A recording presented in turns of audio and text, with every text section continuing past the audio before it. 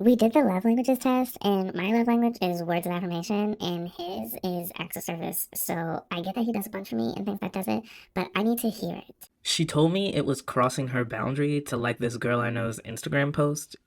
It just feels like the target is always moving. We were randomly talking about attachment styles, and they told me they think I have an avoidant attachment style, and I couldn't deny that. So I'm here wondering if I'm actually unhappy or am I just running from them, and is it because of that? They say they're bipolar, but I don't know that they've ever been diagnosed. They definitely can get a little manic, but I don't know. It makes me a little uncomfortable, and it kind of feels like an excuse. I mean, there's no reasoning with him. He's an egotistical narcissist. But he's calling me a narcissist. And I feel like I'm losing my mind. Maybe he's right. Maybe I am a narcissist. I was on TikTok, and this girl was talking about being autistic and realizing it later in life. And Yo, I think I'm about reaching the end of my rope on this one. The internet has turned everyone into doctoral psychologists with flawless expertise in human behavior, and I, and honestly you, and even more honestly we, have had enough. Please, for the love of ourselves, I beg of you, let this go. Allow yourself to just be with intention. Hi, my name is Obella Obo. My pronouns are he, him. I'm a therapist, a mental health, identity, and wellness professional, consultant, and more than anything, I am the radical empath. I have, for some time now, been sitting with how I best want to unpack the impact that the current culture of diagnosing, pathologizing, and using psychological terminology so casually has had on our self-perception and the way we exchange with each other, in the hopes that this echoes into the ether in a way that empowers us to have agency over how we show up in the world and reverence for the factors, both environmental and biological, that shape us. So let's get started. Chapter 1: Diagnosis and Pathologizing. If you are using insurance to subsidize your mental health services, diagnosis is required in the billing process. The insurance claim is paired with the diagnostic code from the DSM-5, the American Psychiatric Association's 5th edition of the Diagnostic and Statistical Manual of Mental Illnesses. And then, presuming your insurance accepts it, we as therapists are reimbursed the price of your session by your insurance company, typically with you paying somewhere between $0 and $30 in copay. I'm a therapist who is employed at 2 practices that work with a lot, but not all insurance companies, and where I am in licensure varies with what insurance companies I can work with as well. I consider that a privilege, ultimately, because it widens my reach, as many people can't afford therapy without those subsidies, and even though it does limit the amount of pay I can receive, I have a host of other thoughts about this, which I've spoken about before. All in all, insurance can be a huge benefit for both of us as healers and seekers. Not necessarily as capitalists, though, if we were trying to be that, which we're not. Not going, you know what I'm saying? It ain't going, nah, it ain't going to work. There are also plenty of ways that diagnosis can be problematic. Some clients intentionally choose not to use insurance to avoid having to have a diagnosis that prevents access to other forms of healthcare or professional opportunities, let alone the uncertain political landscape's attitudes towards mental health and wellness being inconsistent and largely unsafe. You cannot trick me. That said, some of my clients come in with prior diagnosis and some come in with no diagnosis at all. When a client comes in with a prior diagnosis, it typically means they've already received some testing around that which quantifies and qualifies their mental health condition. This can be really advantageous in terms of how I show up to their care, and if they require medication, it ensures they can get their medicinal care in partnership with a psychiatrist whom I then can directly or indirectly work with in all around improving the quality of care they receive. There's several grains of salt. Many of these testing mediums have not been normed with cultural differences and marginalized experiences properly factored into their methods. Additionally, Many different diagnoses share similar medicinal journals, so the value of specificity in diagnosis can be murky. And still, it's often simpler for me when clients are working with insurance to roll with that diagnosis for the sake of the financial support it offers them and the consistency. When a client does not come in with a diagnosis and they intend to use insurance, 7.5 out of 10 times, I'm going to give them one of 3 diagnoses. F43 with a subcode that can vary, which is adjustment disorder. To be honest, that's the one that's really getting put to work. F41.1, which is generalized anxiety disorder, and F33.1, which is major depressive disorder. Okay, so before I continue, let me say once again, I find deep value in precise and intentional diagnosis. There are therapeutic styles that suit particular diagnoses. You've likely heard me talk about how I don't see folks with eating disorders because of the specificity and the type of care those clients need. I could not stop listing diagnostic specific care that is improved by testing and or the access that these diagnosis labels provide us within the actual operations of the healthcare system or in finding therapy that meets your needs. However, diagnosis is meant to call out a state of unwellness, not personality traits or fixed states of being. And I firmly believe that diagnosis and the associations we've culturally built around psychopathology and the terminology connected to it is a fast track to pathologizing. To pathologize means to regard or treat someone or something as psychologically abnormal or unhealthy, i.e., negatively.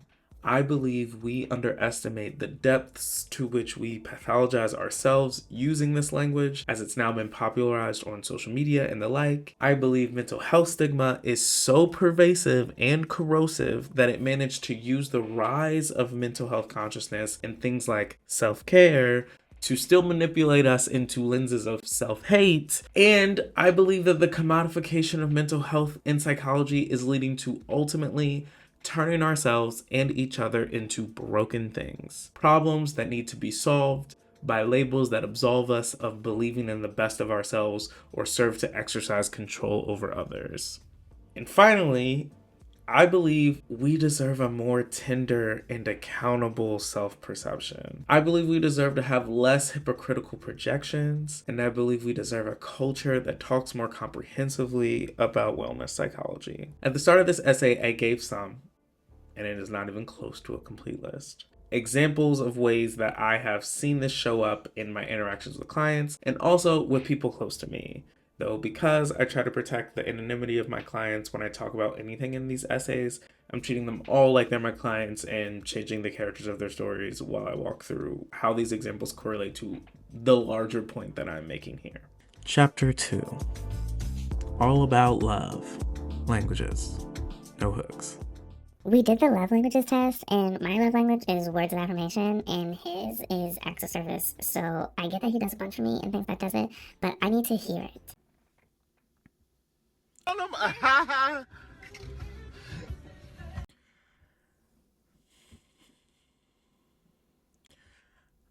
Let's for a second forget that love languages aren't even real psychology.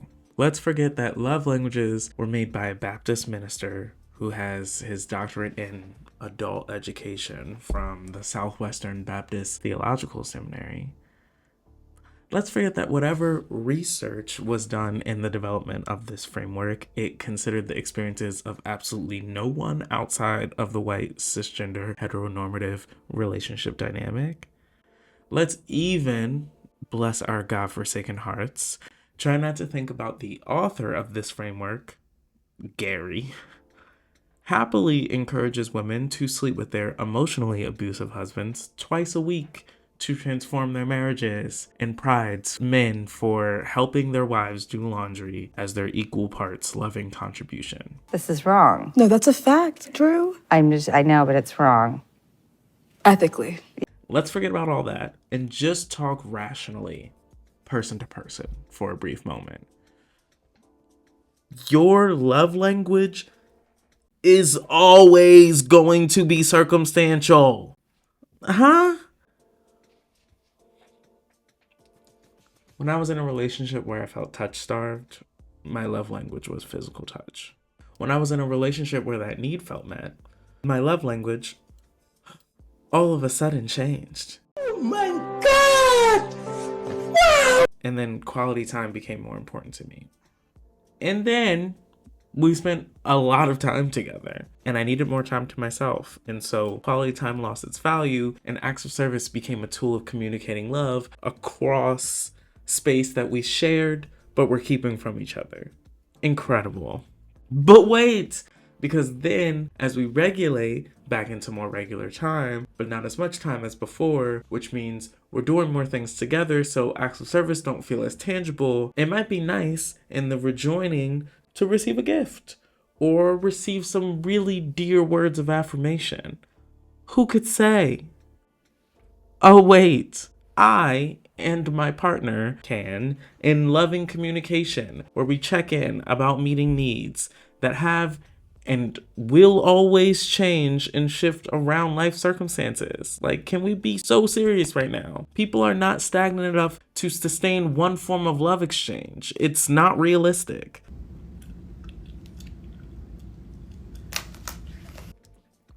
We are talking about deeply complex emotional turmoil and conflict that life puts relationships through.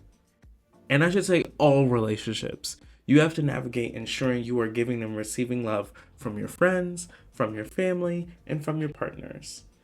In the case of this client, and my overall point, the love they feel in their relationship with that man cannot be boiled down to just whether or not he is telling them he loves them enough. And that man is honestly not going to just start saying he loves them every day when he walks out the door, and they're just magically going to start feeling better about the emotional walls they feel are up in the relationship that have plagued them so deeply that it brought them to therapy in tears. They don't need to just hear it. They need to feel it. And it's about more than a love language. It's about both of them and their partner unpacking their individual histories, putting how they've experienced love throughout their entire lifetimes in and out of this specific relationship into the context of this particular conflict, and then allowing that to move through them and let them choose how they show up to each other in response to that. It takes a lot of work. It takes a lot of vulnerability, and it takes a lot of time. A 10-minute online test was not about to expedite. It could never be that easy. I'm so sorry. I know, man. It hurt me too. Come here, man.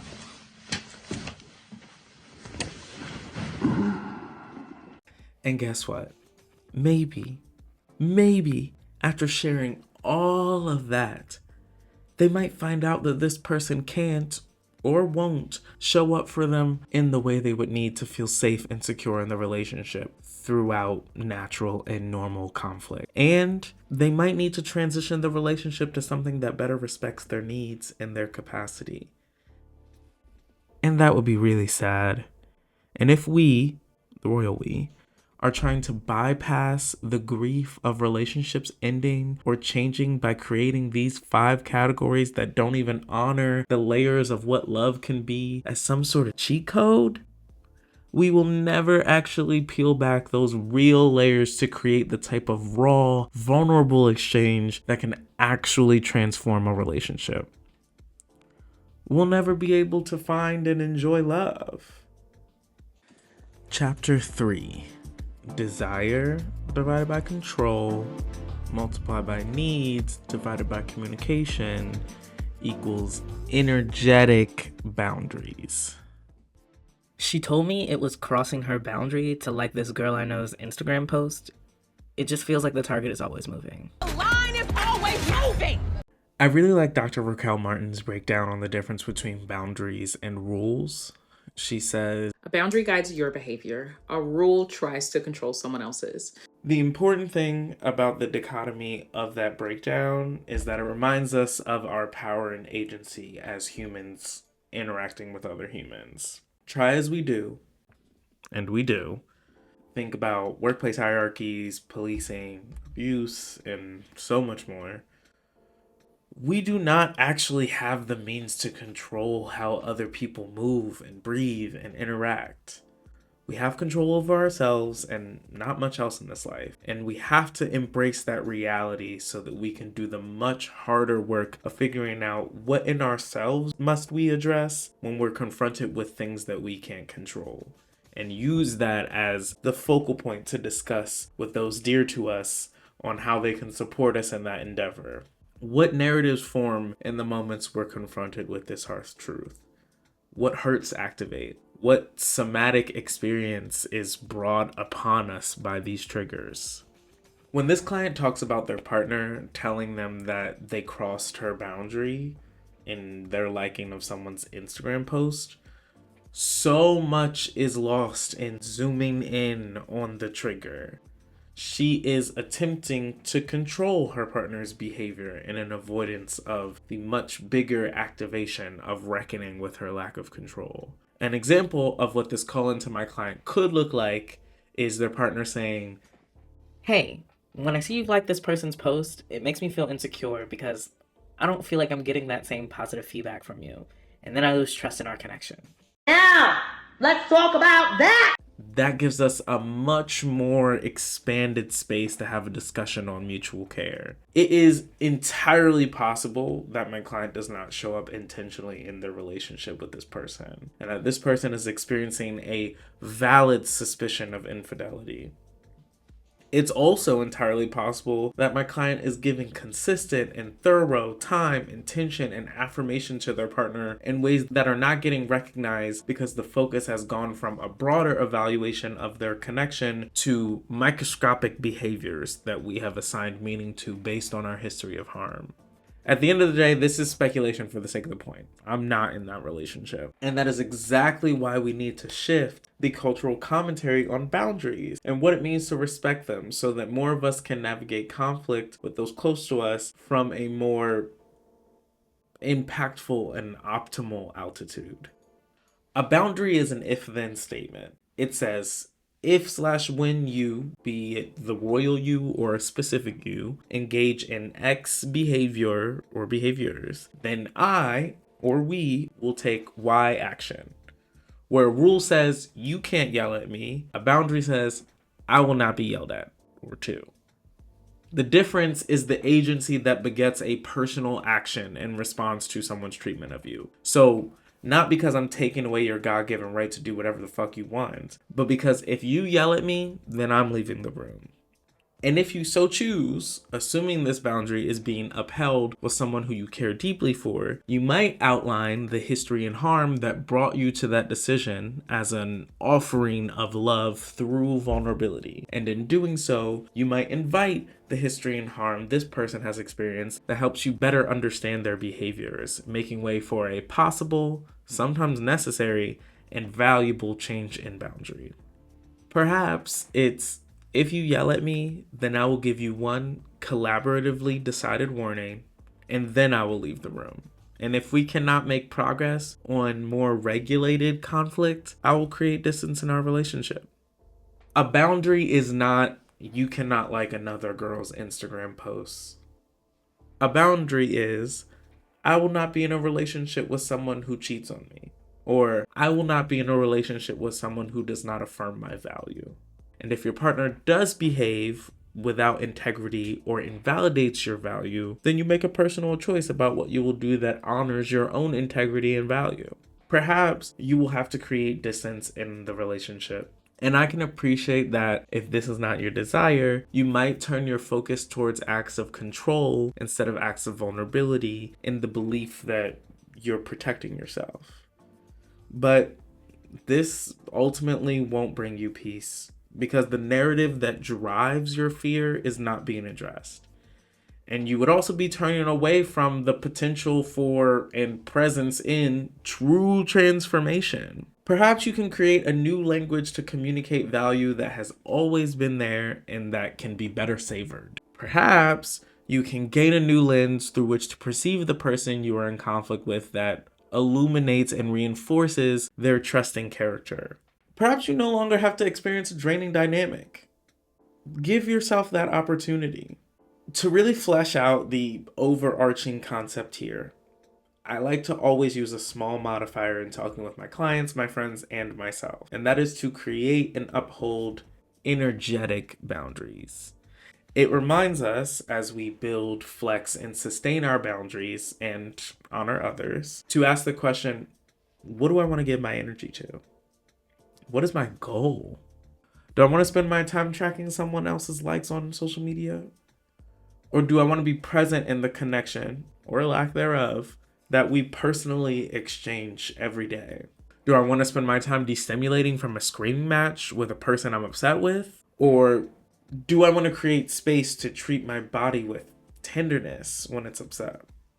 If someone is speaking to you about their boundaries, you can also better ask in this scenario, what energy are they protecting by setting this boundary? And how can I honor it and them in action and dialogue?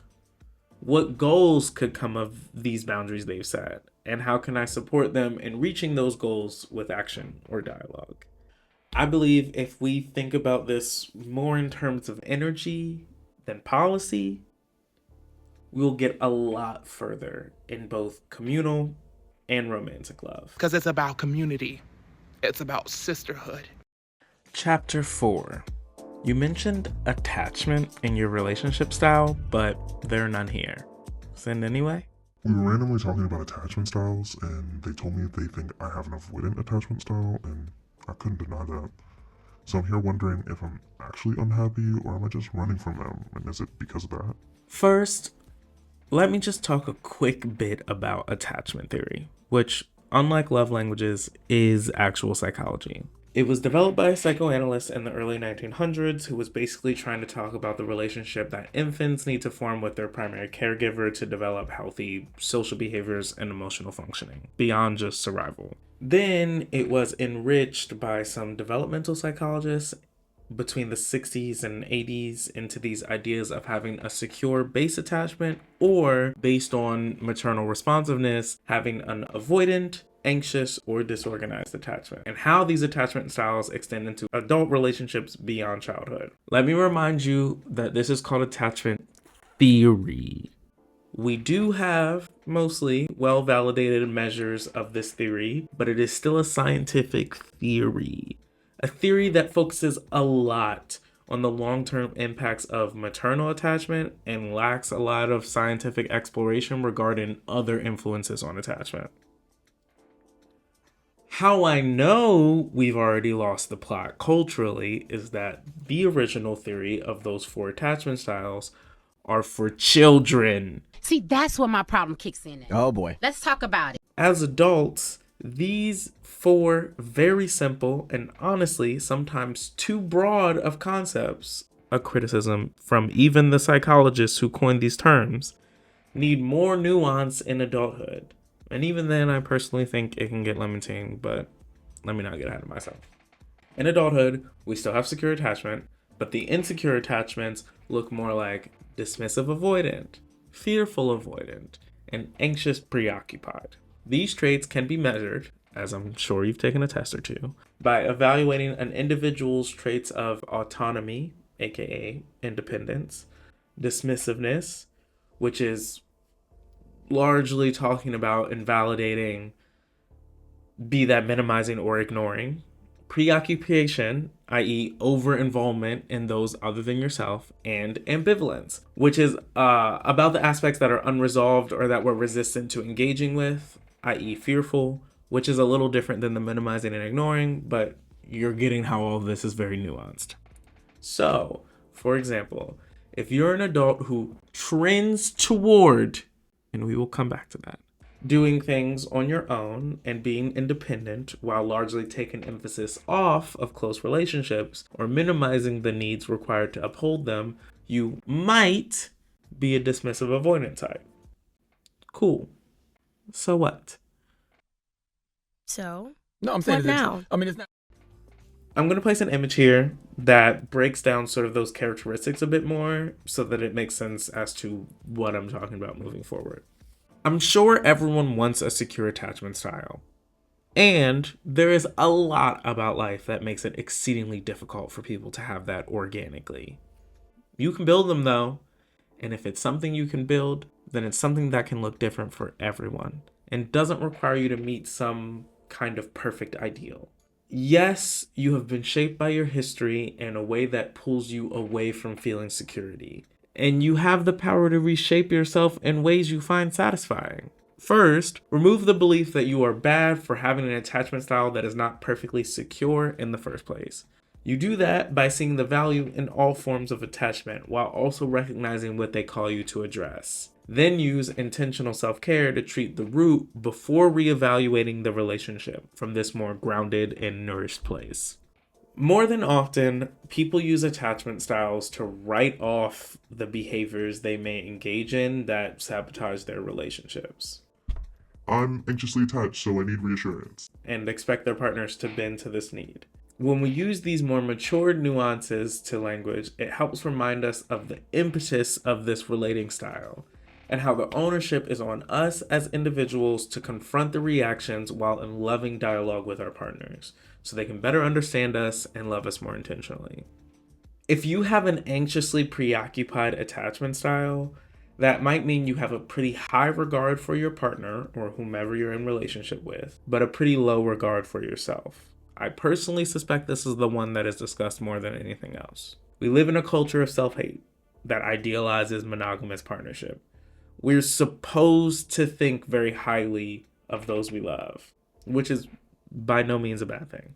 While often, we're supposed to think very low of ourselves. If we can stare that in the face, then we might understand that our conflict is about preoccupation, which means your role is to develop a more involved and loving relationship with yourself, such that you're not over-involving yourself in another person's life, creating unnecessary conflict. Might you still need reassurance? Sure. And you can still take greater agency in the assessment of that need.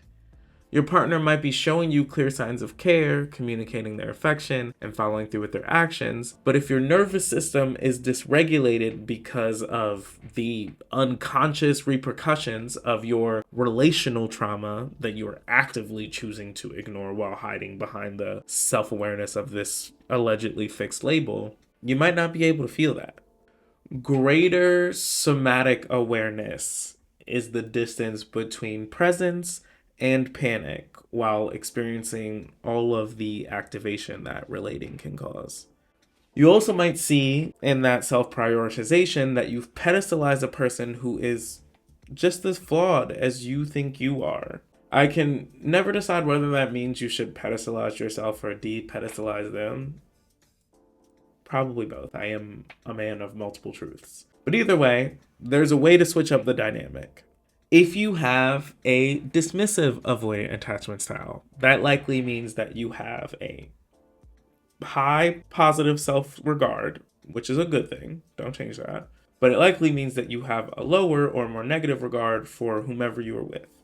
That's something you should address. This may look like asking yourself, what if what they're saying is valid or true? And really looking at how this might change the way you're seeing your own behavior in the relationship while maintaining a high self-regard. You don't need to hate yourself into growth. It also might look like reflecting on the relationships you do have where you feel a high regard for the other person and digging into what traits about these people lead you to feel that way. Then talking to this person you're in conflict with about their behavior that plays a role in this pattern, while still validating their feelings. Or the same thing, but perhaps while sitting in the gratitude for your valued relationships, you realize that you already hold a high regard for whomever you're relating with and can change the way you seem to be interacting with them to better align with that. And take a deeper look at why you were viewing them that way in the first place. There might be multiple narratives you need to change. The client I used in my example was saying they and their partner at the time believed they were avoidantly attached. I don't pathologize in this way, but based on how they were explaining themselves, I would say that they were fearfully avoidant, meaning they tend to have a pretty low image of themselves and others, which is sad. And honestly, I think before we say anything else, any of these attachment styles deserve their own grief. You don't create a poor self-image or assume the worst in others for no reason. I think this person has a lot of grief they're building themselves up to confront, and I excitedly, impatiently await their continued evolution, but I digress. This may mean that they tend to fear both the intentions and impact of their partner. Likely, the relationships they're most familiar with are harmful ones, which also means the relationships they are most likely to find familiarity with are harmful ones. That's important because it could mean that they are running from something that should be ran from. If I have not made it clear, none of these styles are bad.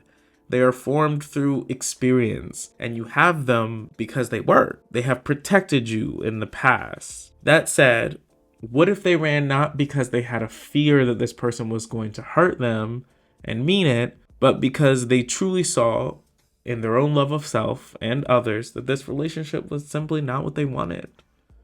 What if they were brave? A lot of people will be scared, and I'll name them. Fearfully avoidant, you get it. Enough to take the time to ascertain the intentions of their partner and weigh that against the actions they actually stuck around long enough to see play out. What if they find out that this partner might still hurt them, as we are all capable of doing, but that partner is capable of reverent apology and changed behavior? Do you see what I'm getting at here? They don't have to change their style. They have to make the actions associated with their style a cognizant choice, made with the acknowledgement of self and with vulnerability that allows for the acknowledgement of others. Now, when I mentioned I would return to the language of trending toward these stylistic behaviors in attachment, that is because these are styles. And styles are expressions of self. And as I've already mentioned, we are a changing people. Our styles change based on different experiences, environments, and interests over time. Sometimes. Always? Not always, no. Sometimes. That means sometimes. You are never just one thing. And once you accept that, it becomes a lot easier to view people outside of this, again, theory. Especially considering that these diagnoses are most useful in extreme patterns of self-harm, and we're not made to evaluate every interaction or conflict. How we feel about ourselves and how we feel about others changes, which would mean your attachment styles can change based on the context of the relationship and other environmental factors. Just like with the love languages, just like with the boundaries, just like everything, we are fluid, not fixed. A brief note on self-care and self-love. I've recently written about decolonizing our ideas of self-care, and so I won't overwhelm you with more blabber about that here, but I just want to quickly discuss the role it plays in the overarching thesis of my essay. In that previous essay that I was talking about, addressing the wellness recession, I outlined practical ways that we tangibly can decolonize care for ourselves. Now I want to acknowledge that we have a responsibility to do so if we ever want to create a better culture of mental and emotional wellness. Most of these pop psychology labels we attribute to ourselves and others flatten us into two-dimensional characters. That compression inevitably becomes repression, suppression, oppression, and ultimately shame. It is from this place that disorders of self take root.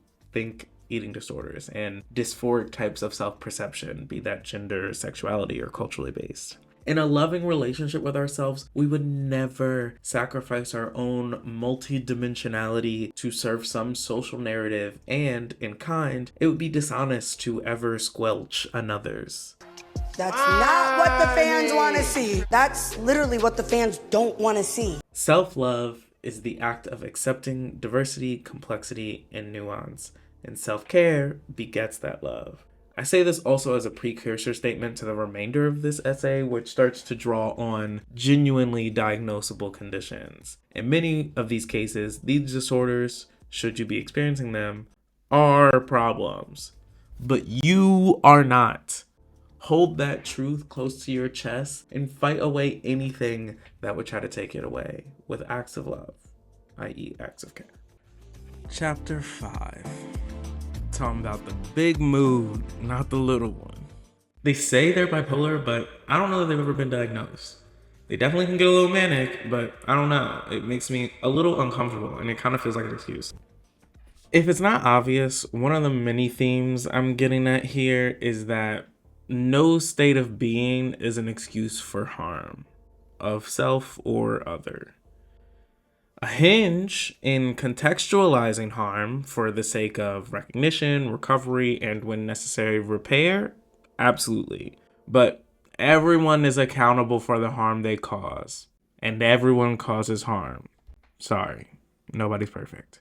That said, for the sake of contextualizing, mood disorders are exactly what they sound like. Mental health illnesses that impact your mood.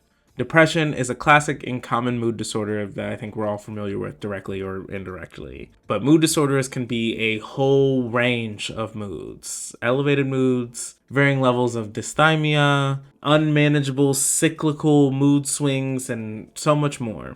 Despite their often binary portrayal, anxiety disorders are their own classification separate from mood disorders because, while they may impact one's mood indirectly, they're typically defined by symptoms of excessive fear-based hyperarousal.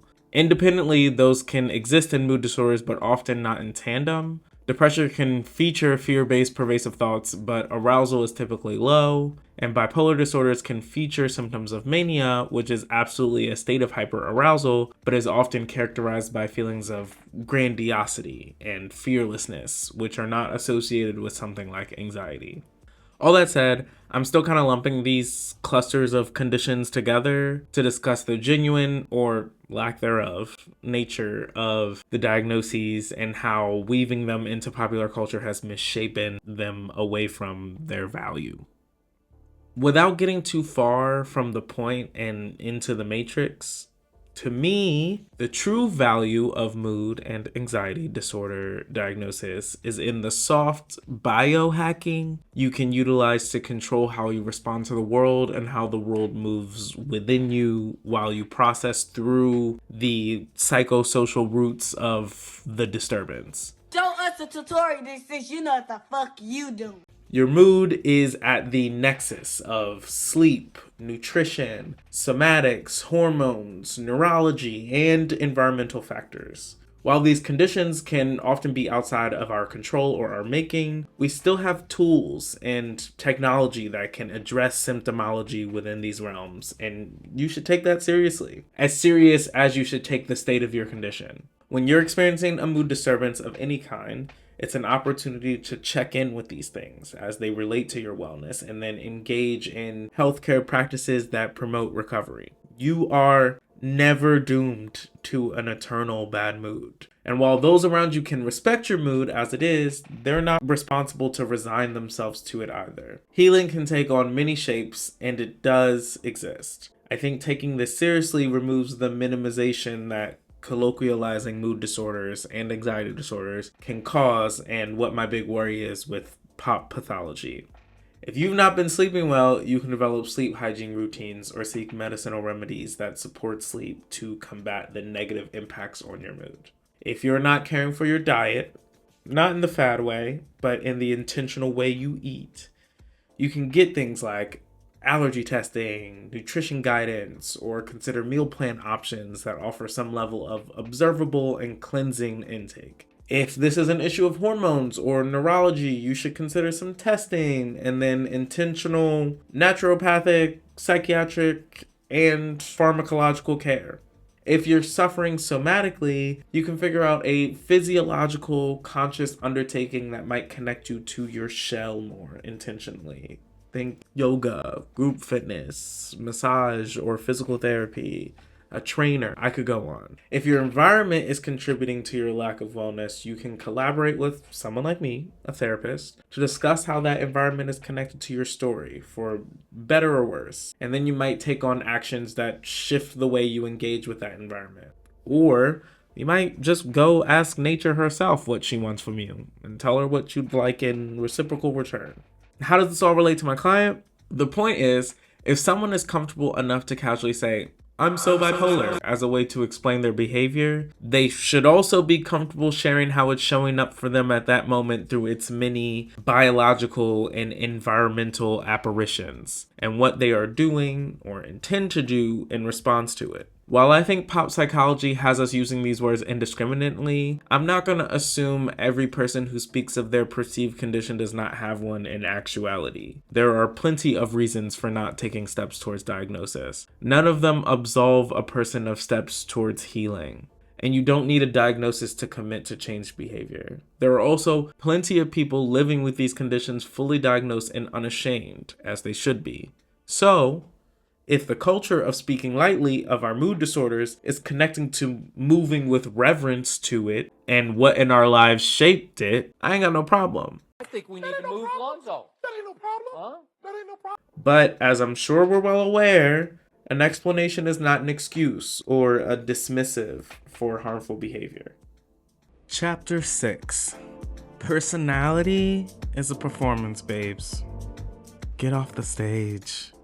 I mean, there's no reasoning with him. He's an egotistical narcissist. But he's calling me a narcissist. And I feel like I'm losing my mind.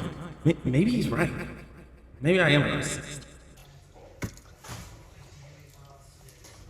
Yeah. I use blended styles in my therapy.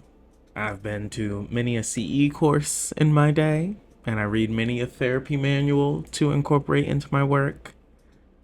Few have I been as drawn to naturally as DBT, dialectical behavioral therapy, which is technically a byproduct of CBT, a style that I greatly dislike.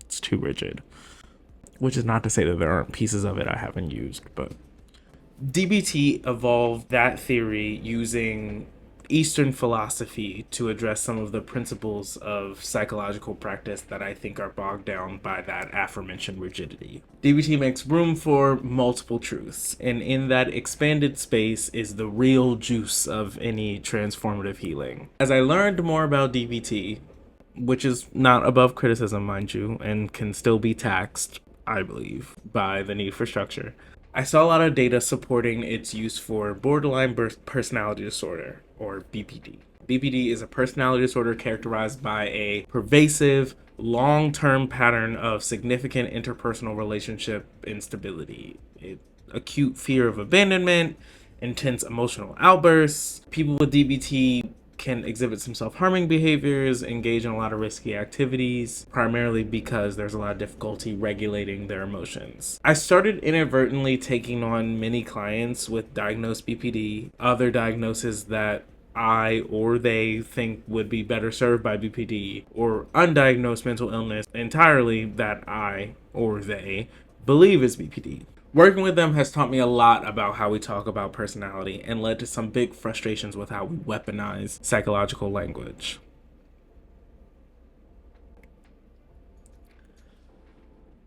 I want y'all to remove narcissist from your vocabulary. Very stupid statement. Very stupid and unbecoming. There's just gotta be better ways for you to explain the way that someone might be harming you or the way that they show up in the world. And we're losing too much in the sauce, babes. Alternatively, instead of throwing claims of narcissism, real or perceived, let's move to an energetic boundary setting stage, rather than an unnecessary label to justify your experience of harm. One thing I've learned in my time working with personality disorders is that personality is a performance and it requires more than one actor to go anywhere. In order for someone to be a narcissist, they must have someone to behave narcissistically with. That does not have to be you. Remove yourself from that dynamic rather than play into its plot. The goal of narcissistic behavior is to get you enraptured in their character, and you have done so by engulfing yourself in the need to label them.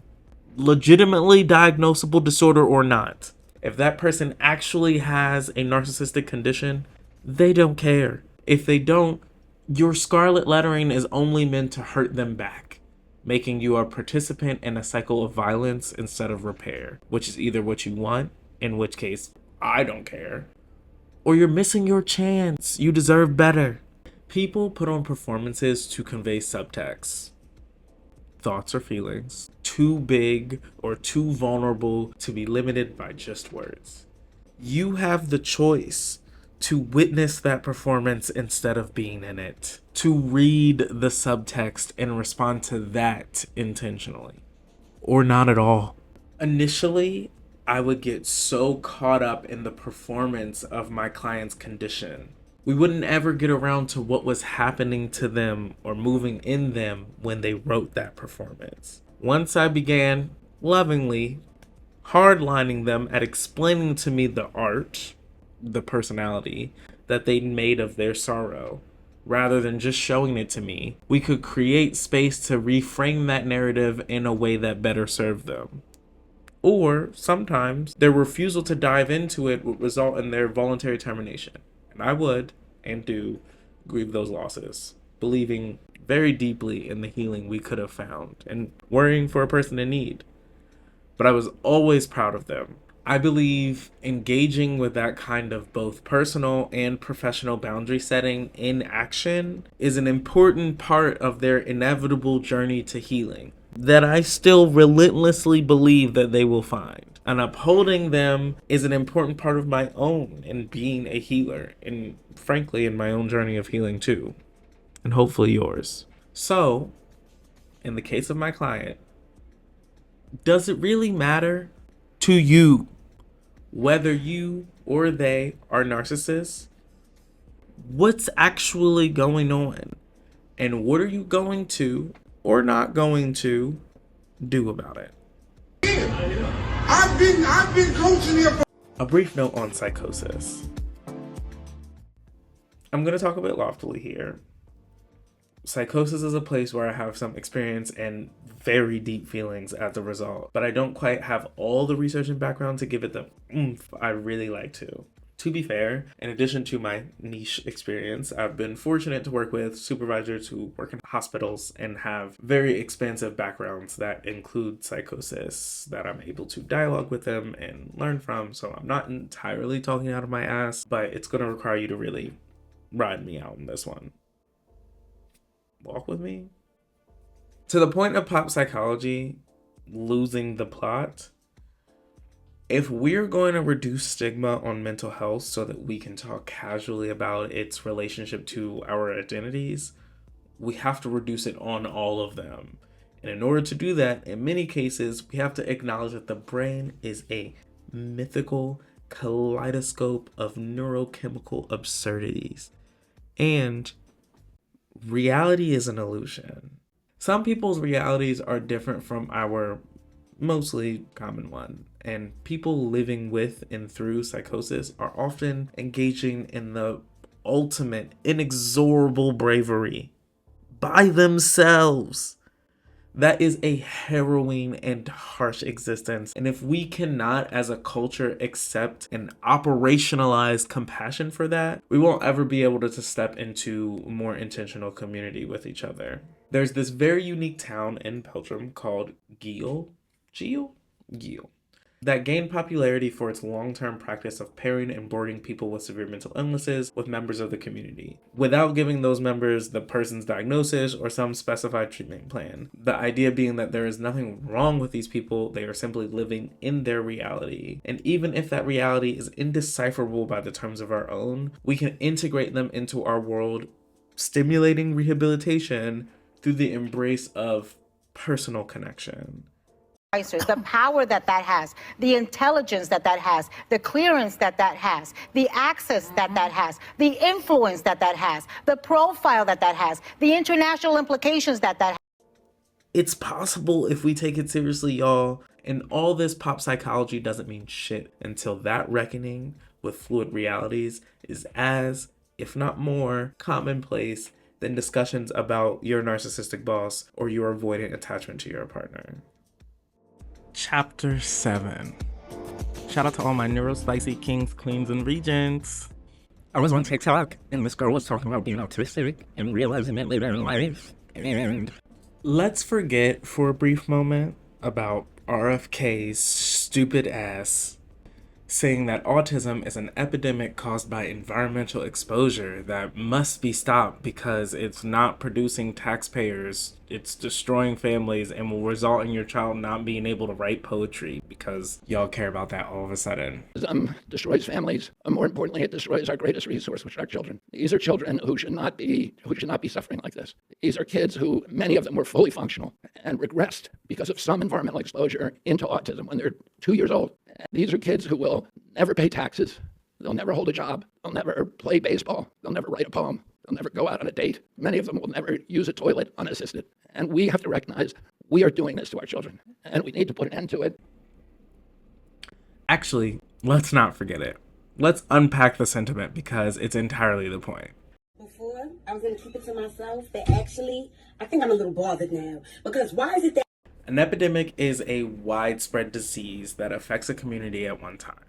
If we consider disorder and disease interchangeable, and we consider that there has been an increase in the diagnosis of autism of about 450% in adults aged 26 to 43 years old, then if epidemic weren't such a harsh word, it might not be that inaccurate.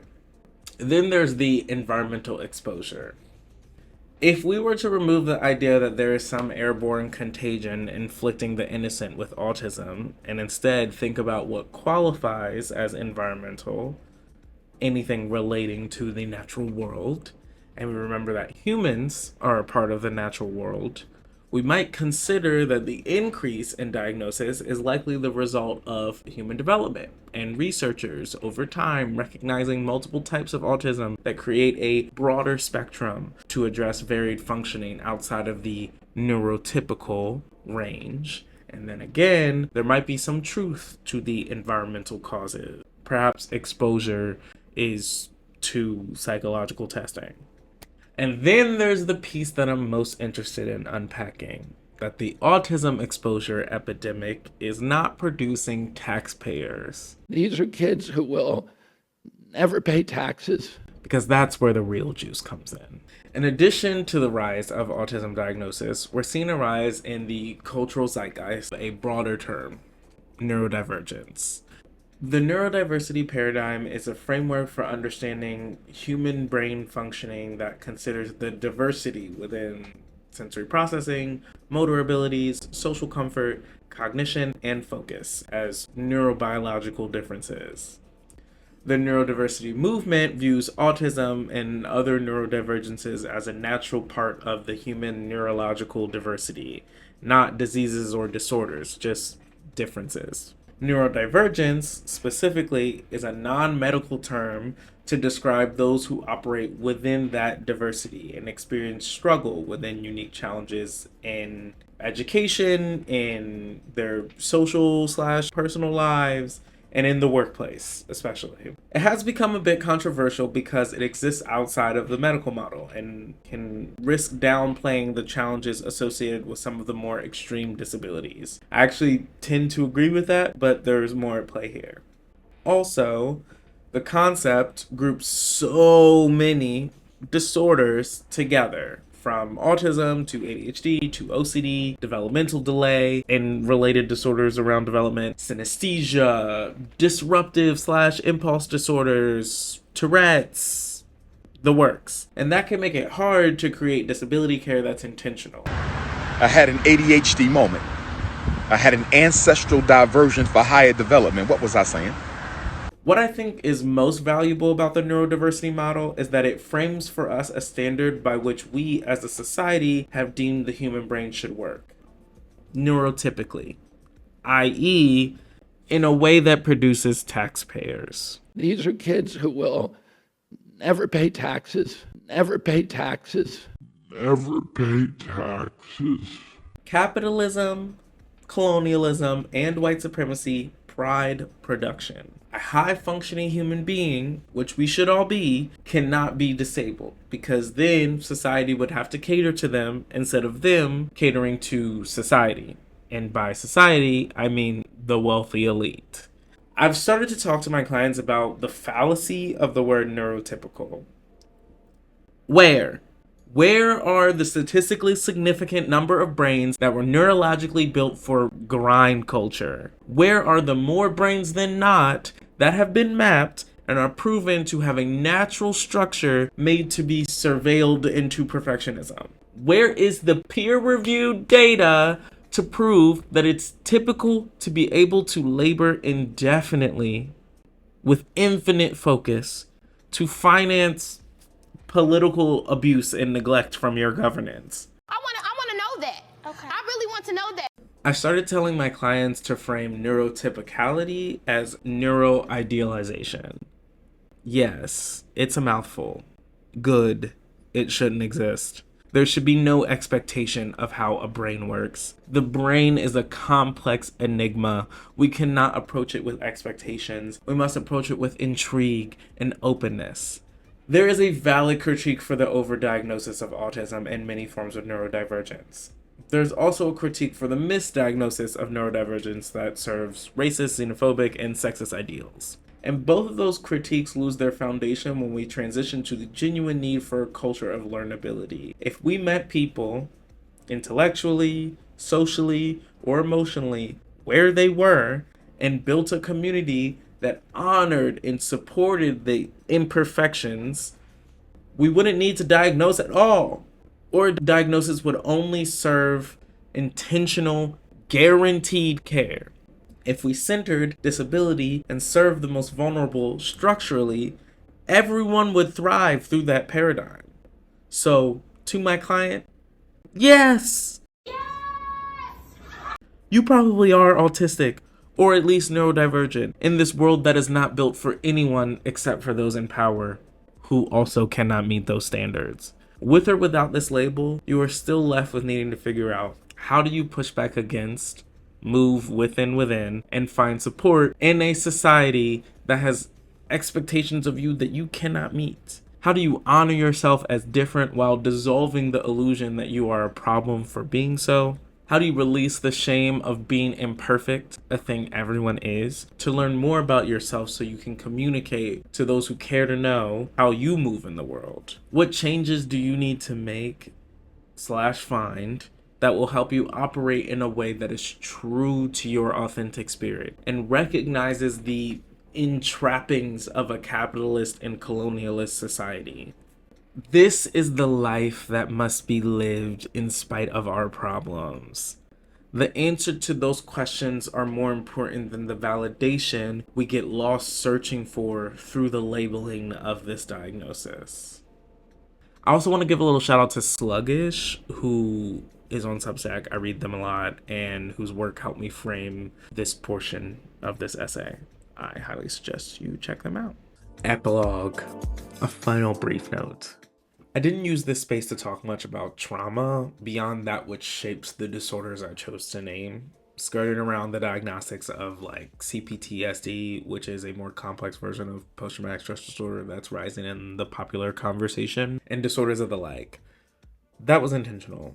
There's quite literally too much to say. I was already trying so hard to stick to a consistent point and still branched into a few. Much of what was relevant to my thesis was said. That said, I want to end with this.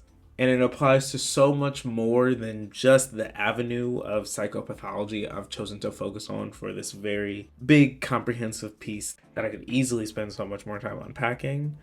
Labels are the opposite of understanding. They have deep value. We use them a lot. I love identity, and it centers around intentional labels because they are important. And they are also limiting. You ain't gonna understand everything. And everything ain't meant for you to understand. Remember, two things can be true at the same time. We lose so much trying to put things, like ways of existing, in a box. No one person is experiencing the world identically to another. Meaning no label can be the same thing to any one person as it is for another, even if we wanted to, and boy do we. We have to open our minds to the human vocabulary being a tool for direct connection, not all-knowing definition, especially when that all-knowing definition is used to control another person, judge another person, including yourself or force unnatural expectations onto the world. And even more, especially when that all-knowing definition came from the internet and not a professional whom you've committed to engage in the work of deep self-acknowledgement, introspective reflection, intentional action, grief, gratitude, forgiveness, and self-love in an internal cycle of becoming. Without that commitment, diagnosis and pathology just become more weapons in the arsenal of culturally conscripted hate of ourselves and others. You are under spells, people. You're under spell. I ain't under no spell. You are. You're under a spell. It becomes a commodity that can be bought and sold on social media platforms with cultural capital used to manipulate others or ourselves into becoming problems that we must solve rather than people who must continue to become. When I say you are a life to be lived, when I say we are lives to be lived, I want to truly convey to you that I don't just mean that as a platitude. I mean that with a grounded, profound, present relationship to the finality of it all. Do not let the internet trap you into a belief that you are broken when you can only be. Do not let a pop-psychopathologist online convince you that you must be something to explain away your sadness or your anger or your hurt or your harm when you can just be sad or angry or hurt or accountable. Develop a relationship with yourself, your feelings, and your idiosyncrasies, and wear them with pride while you move through the world, attempting to connect with others across the language barriers of our unique, individual, fluid, neuro-environmentally shaped realities. Understand that you are evolutionary, learnable, and capable of change in response to your desire to be more yourself and connect more with others. You have the power and agency to engage in being with a loving and intentional self-perception.